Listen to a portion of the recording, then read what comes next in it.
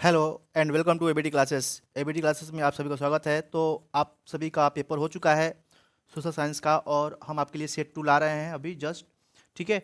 और ये जो भी क्वेश्चन आए हुए हैं, अगर आप मेरी सभी के सभी वीडियो देखे होंगे तो आप सभी को पता होगा कि सारे के सारे क्वेश्चन यहाँ पर कहीं ना कहीं मैच कर रहे हैं, है ना। इवन मैप वाला भी क्वेश्चन आया हुआ है। अगर आप सभी वीडियो को 4 से 5 जो वीडियो इस वीक में हमने डाले थे, सभी के सभी वीडियो से क्वेश्चन आए हुए हैं कहीं ना कहीं। ओके। और इवन एमसीक्यू के भी क्वेश्चन आए हुए हैं, और प्लस जो लॉन्ग और शॉर्ट है वहाँ से भी क्वेश्चन मिलेंगे। अगर आप लोग को विश्वास ना हो तो प्लीज़ आप जाकर के हमारे वीडियो को देख सकते हैं, जो अभी इस वीक में मैंने 4 से 5 वीडियो अपलोड किए हैं सोशल साइंस के लिए। अगर आप उस पेपर को देख कर गए हैं, सेम टू सेम पैटर्न का क्वेश्चन आया हुआ है।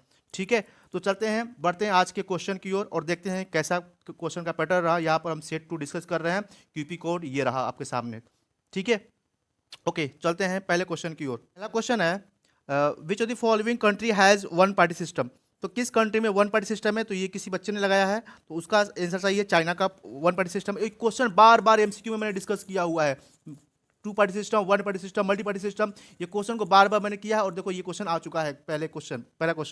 ओके, क्वेश्चन नंबर 2 है read the following statement and about power sharing arrangement in Brussels, Belgium and choose the correct options। ठीक है। तो ये जिसने भी लगाया है वो सही आंसर है। ठीक है ना, 1 2 3 यहाँ पर करेक्ट है। ठीक है, option number D is correct. ठीक है। ओके, थर्ड देखते हैं। Question number third. Question number third है कि subject list in the Indian और सब्जेक्ट। ठीक है ना, तो कौन सा इसमें सही है ये बताना है। Which the following is correctly matched, कौन सा सही है। तो कम्युनिकेशन गड़बड़ है, यूनियन लिस्ट। ठीक है ना, union list subject, communication, state list subject, education, concurrent list subject, adoption. ठीक है, तो ये बिल्कुल सही ऑप्शन सी वाला कंकरेंट लिस्ट में आता है एडॉप्शन का सब्जेक्ट। ठीक है, एडॉप्शन किस में आता है? कंकरेंट लिस्ट में ही आता है। ओके, सही है। Question number 4। क्वेश्चन नंबर 4 की बात करें तो read the following statement and choose the correct option term mention in the. ठीक है, तो ये जो there is no official religion, ये भी क्वेश्चन हमने डिस्कस कर लिया था, सेकुलर वाला। ठीक है, ऑप्शन डी सही है। ठीक है, तो इसे बोलते हैं सेकुलर, है ना, जहाँ पे फ्रीडम वगैरह हो रिलीजन के लिए, सेकुलर स्टेट बोलते हैं उसको। ठीक है, ये क्वेश्चन देखते हैं हम लोग।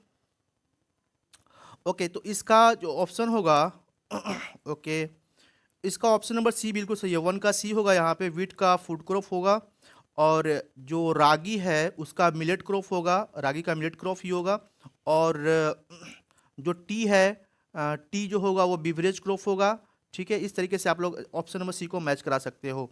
ठीक है, ऑप्शन 6 की ओर चलते हैं। Question number 6।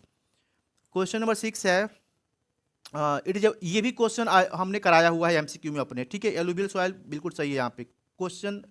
ये भी डिस्कस है एमसीक्यू का। ठीक है।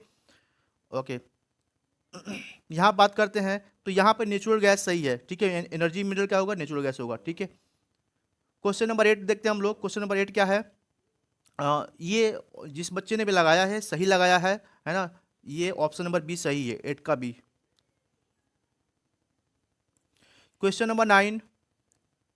क्वेश्चन नंबर 9 में इस बच्चे का गलत है ना। इसमें ऑप्शन नंबर जो होगा सी होगा। इसमें ऑप्शन नंबर क्या होगा? सी होगा।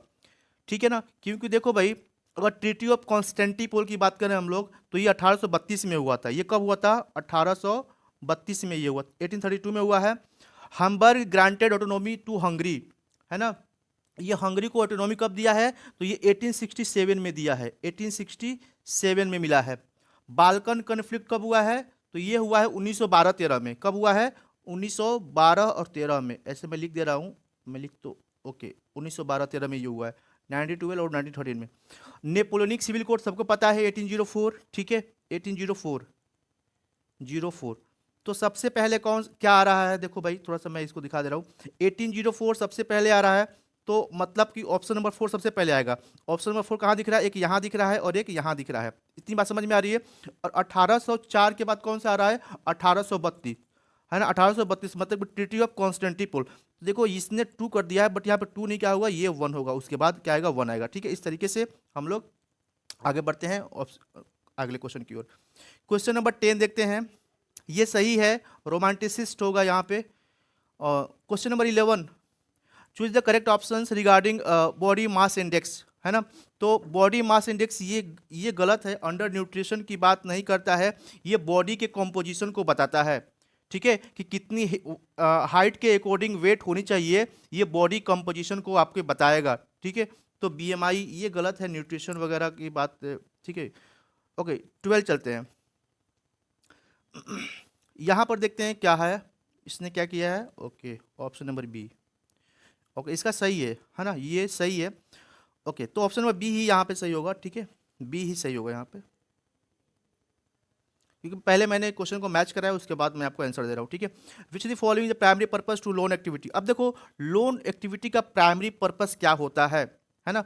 अब primary purpose of loan activity offered by the bank, है ना, बैंक के द्वारा जो प्राइमरी पर्पस होता है लोन एक्टिविटी का, वो क्या होता है। ये कह रहे हैं कि to generate profit for the primary sector only, है ना।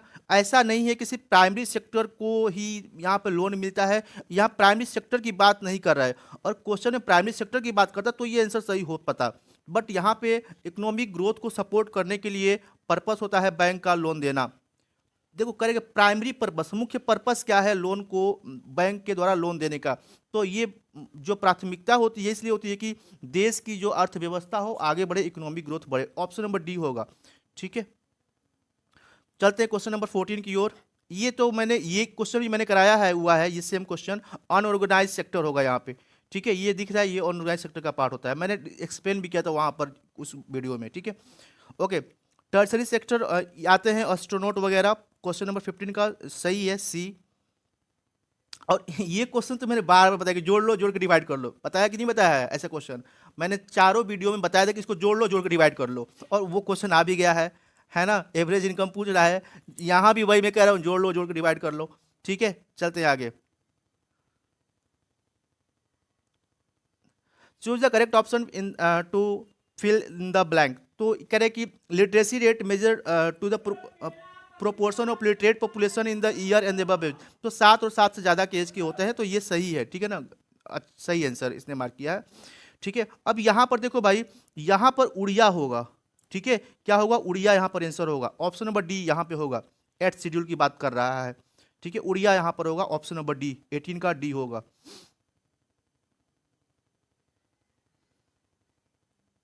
ओके क्वेश्चन नंबर 9 देखो, which of the following is a fundamental principle of democracy. Democracy का एक फंडामेंटल प्रिंसिपल क्या है ये बताना है, ठीक है। तो पता है कि rule of people with freedom, है ना, सबको, है ना, जनता का राज्य हो, ठीक है, जनता के द्वारा सरकार चुनी जाए, तो सही है ये, है ना। ऑप्शन नंबर जो मार्क किया लड़का ने सही किया मार्क। ओके क्वेश्चन नंबर 20 पर हम आ चुके हैं। क्वेश्चन नंबर 20 क्या कह रहा है, टू स्टेटमेंट दिया हुआ है, इसमें सही और गलत चूज करना है, तो ये ऑप्शन नंबर ए सही है, ठीक है, 20 का ए सही है। ओके 21 देखो भाई, horizontal power sharing different from vertical, ठीक है, एक्सप्लेन करना है। ऐसे क्वेश्चन भी हम लोग देखे थे। Conservative regime up to Europe in 1815 where autocratic support the statement given by any two argument. Difference between intensive, ये क्वेश्चन तो बार बार मैंने इसको डिस्कस किया हुआ है, ये क्वेश्चन को हमने बार बार ये डिस्कस हुआ है, हर सेट में ये क्वेश्चन थे, ठीक है। और खरीफ और जायद के बारे में भी डिस्कस हो चुके हैं। Different people have different notion of development, ये भी क्वेश्चन बार बार हम लोगों ने डिस्कस किया है और उसमें वीडियो में, ठीक है।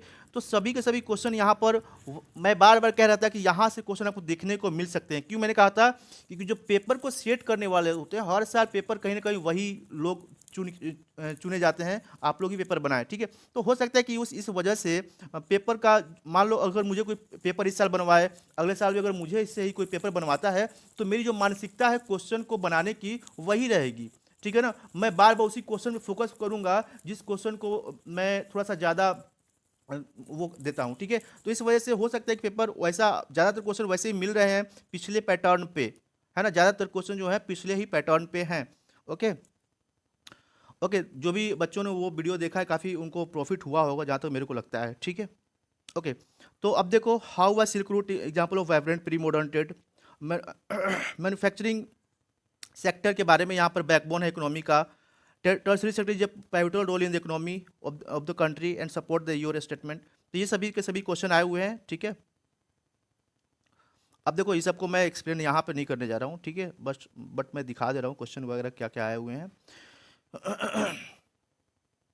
ओके, ये सब क्वेश्चन है जो कि क्वेश्चन आए हुए हैं। ओके, अब नेक्स्ट हम लोग चलते हैं सेक्शन एफ पे। ये वाला देखो, the place where Gandhi ji broke salt, ये भी हमने मैप में कर रखा है। The place where Indian National Congress session was held, है ना। ये भी क्वेश्चन, दोनों के दो दो क्वेश्चन मैंने मैप में दिखाया हुआ, अभी दिखाऊंगा अभी मैं कौन सा मैप मैंने दिखाया था। अब सभी मैप तो मैंने यहाँ पे इंक्लूड नहीं किया है जो मैंने दिखाया था, बस एक को मैंने रखा है यहाँ पे। Salal dam, Kalpakkam nuclear power plant, है ना, बेंगलुरु सॉफ्टवेयर पार्क, मोरमुगांव मिर्जापुर, ठीक है। सॉरी। अब आते हैं आंसर की ओर, चलते हैं, देखते हैं क्या क्या है, ठीक है। ओके ओके, एक मिनट देखो, यहाँ पे देख रहे हो, मतलब डैम है, बस नाम चेंज किया है। तारापुर एटॉमिक पावर, वहाँ पर अलग पावर है। यहाँ पे सॉफ्टवेयर पुणे है, वहाँ पे क्या दे दिया है ना। देखो क्वेश्चन वही है, पोर्ट का है, पार्क का है, देख रहे हो सब के सब, है ना। मतलब कि अब देखो यहाँ पर ये क्वेश्चन, ये कराया हुआ क्वेश्चन है, जो कि मैंने कराया इसलिए मैंने यहाँ पे रख लिया है। Place where session of INC was held in September 1920, दिख रहे हैं क्वेश्चन हुआ है कि नहीं। गांधी जी ने सॉल्ट मार्च को, ये सॉल्ट मार्च स्टार्ट किया था, तो ये भी देखो, ये सब क्वेश्चन यहाँ पे देखो। सलाल डैम आया है, सलाल डैम ना, देखो ये रहा, ठीक है। ये सब के सब क्वेश्चन क्या कहिए हमने डिस्कस किए थे, ठीक है। तो इसलिए बोलता हूँ कि पीवाईक्यू करना क्यों इंपॉर्टेंट है। That's why PYQ is very important, है ना। ये इंपॉर्टेंट वो पीवाईक्यू करो ना, मैक्सिमम क्वेश्चन वहाँ से मिलने के चांस बढ़ जाते हैं। देखो डांडी यहाँ पर, ठीक है, दिख रहा है सबको। ओके ओके, दिखा देता हूँ मैं कहाँ कहाँ पे लोकेशन है सबका। ये रहा, यहाँ पर हुआ था जो इस बार आया है ना, 1920 का सेशन, ठीक है, यहाँ पर हुआ था। ये अगर किसी ने यहाँ पर मार्क किया है तो बहुत सही मार्क किया है। नेक्स्ट है यहाँ पे कलपक्कम, अगर कलपक्कम को किसी ने यहाँ पर मार्क किया है तो बिल्कुल सही मार्क किया है, ठीक है। नेक्स्ट है मरमगांव पोर्ट को यहाँ पर किसी ने मार्क किया है तो बहुत सही मार्क किया है, ठीक है। और एक क्या था, अच्छा यहाँ पर हम सॉफ्टवेयर टेक्नोलॉजी, ओके, तो यहाँ पर देख सकते हो सॉफ्टवेयर टेक्नोलॉजी पार्क यहाँ पर आपने मार्क किया है तो बहुत सही मार्क आपने किया है, ठीक है। आई होप कि ओके। एक और Salal dam you can mark here, ठीक है। तो ये रहा वीडियो, ठीक है। तो नेक्स्ट वीडियो हम लोग मैथ्स के साथ मिलते हैं, और एक मैथ्स का हमने पीवाईक्यू अपलोड कर दिए हैं हमने 20 क्वेश्चन का, आप लोग प्लीज़ उसे वॉच जरूर करें। ओके, तो मिलते हैं अगले वीडियो के साथ। थैंक्स फॉर लिसनिंग, जय हिंद।